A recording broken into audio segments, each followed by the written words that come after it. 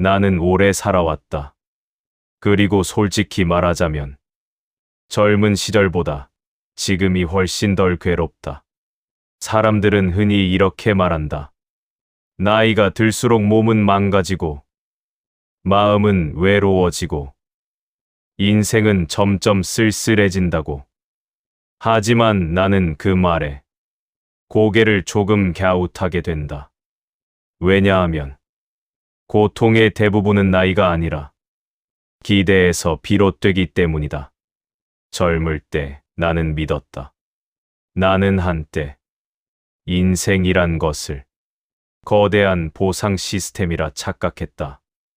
열심히 살면, 참고 견디면, 남들보다 더 노력하면 언젠가 세상이 나에게 그에 합당한 몫을 줄 것이라고. 그러나 세상은 결코 그런 계약서를 쓴 적이 없다. 그저 우리는 스스로에게 약속하고 스스로에게 속았을 뿐이다. 인간은 생각보다 단순한 존재다. 나는 철학자로 살며 수많은 인간을 관찰했다. 그리고 하나의 결론에 도달했다. 인간은 행복해지기 위해 태어난 존재가 아니라 원하는 것을 계속 만들어내기 위해 태어난 존재라는 사실이다. 욕망은 충족되는 순간 곧바로 다른 욕망으로 바뀐다. 배가 부르면 외로워지고 외롭지 않으면 인정받고 싶어지고 인정받으면 더 많은 것을 증명하고 싶어진다. 이 끝없는 흐름 속에서 인간은 스스로를 소진시킨다. 그래서 나는 젊음을 부러워하지 않는다. 사람들은 내게 묻는다. 선생님, 젊었을 때가 좋지 않으셨나요? 나는 솔직하게 대답한다. 아니다. 젊음은 가능성이라는 이름의 불안 덩어리였다. 해야 할 일은 많았고 이루지 못한 것에 대한 두려움은 더 많았다. 반면 지금의 나는 안다. 안 된다는 것이 안타깝긴 해도 치명적인 불행은 아니라는 사실을. 나이가 들면 욕망이 줄어든다. 이것은 축복이다. 결코 저주가 아니다. 욕망이 줄어든다는 것은 세상과의 마찰이 줄어든다는 뜻이다. 예전엔 인정받지 못하면 화가 났고, 미교당하면 괴로웠고, 뒤처지면 분노했다. 하지만 지금은 그 모든 감정이 마치 오래된 소문처럼 느껴진다. 불행은 생각보다 외부에 있지 않다. 많은 사람들이 불행의 원인을 사람에게서 찾는다.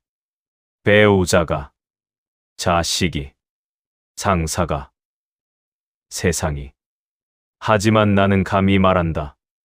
당신을 가장 오래 괴롭힌 것은 타인이 아니라 당신 자신의 생각이었다.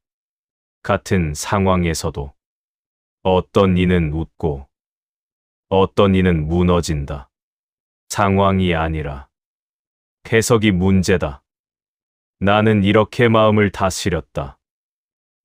첫째, 기대치를 낮췄다. 인생이 나에게 무언가를 해줘야 한다는 생각을 내려놓았다.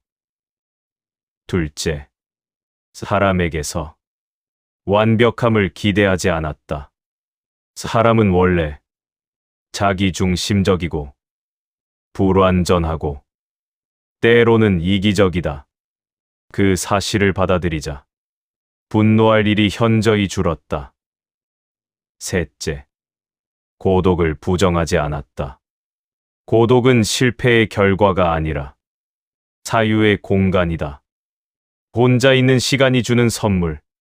사람들은 혼자 있는 시간을 외로움이라고 부른다. 하지만 생각해보라. 당신이 가장 솔직해질 수 있었던 순간은 언제였는가? 대부분 혼자였을 때다. 나는 혼자 있을 때 비로소 세상이 요구하는 역할에서 벗어날 수 있었다. 60대가 되면 비로소 보이는 것들. 나는 지금에서야 인생을 전체로 바라본다. 젊었을 땐 한 장면에 집착했다. 한 번의 실패, 한 사람의 평가, 한 번의 실수. 그러나 지금은 안다. 인생은 그 어떤 장면으로도 요약되지 않는다. 죽음에 대하여 사람들은 죽음을 두려워한다. 하지만 두려움의 정체를 가만히 들여다보면 죽음 그 자체보다 미완의 욕망이 문제라는 것을 알게 된다. 아직 못 이룬 게 많은데, 아직 증명하지 못했는데, 그러나 묻고 싶다. 그 모든 것을 이룬 사람은 과연 존재하는가? 마지막으로 내가 전하고 싶은 말. 행복을 붙잡으려 하지 말라. 행복은 붙잡을수록 달아난다. 대신 덜 기대하고, 덜 비교하고, 조금 더 이해하라. 그러면 행복은 어느 날 당신 옆에 조용히 앉아 있을 것이다. 나는 쇼펜하우어다.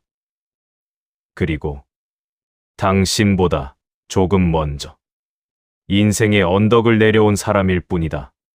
지금 이 나이가 끝이 아니라 가장 조용한 지혜의 시기임을 당신이 알아주었으면 한다.